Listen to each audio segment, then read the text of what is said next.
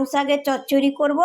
পালং শাক, শিম, বেগুন, মূলো, আলু আর মটরশুঁটি দিয়ে একটা চচ্চড়ি করো, পালং শাকের চচ্চড়ি। এগুলো কেটে ধুয়ে পরিষ্কার করে আসছি।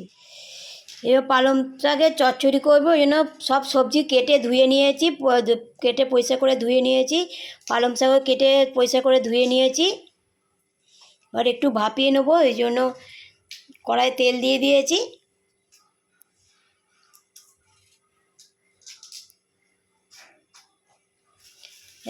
এর মধ্যে মূলো, বেগুন, শিম, মটরশুঁটি, আলু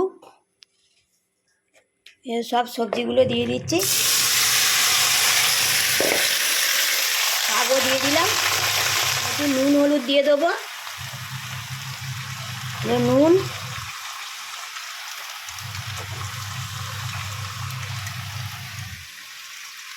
আর হলুদ দিয়ে দিলাম। নুন দিয়ে একটু নেড়ে দিয়ে এবার চাপা দিয়ে দেবো।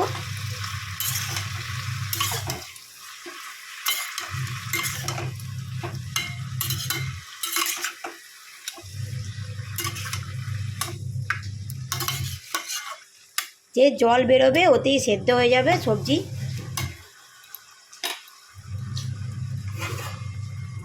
চাপা দিয়ে দিলাম।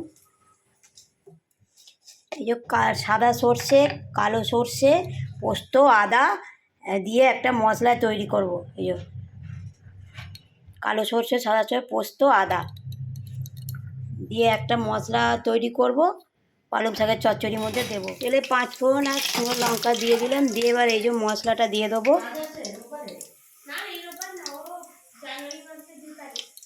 মশলাটা দিয়ে দিলাম।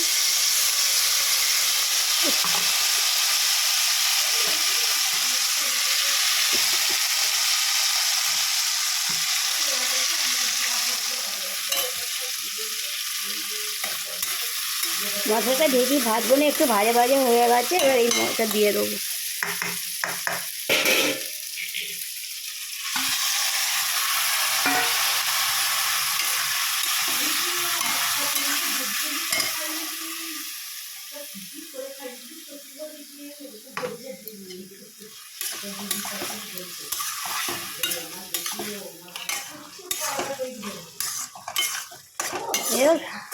পালং শাকের চচ্চড়ি এই যে হয়ে গেছে, এবার নামিয়ে নেবো।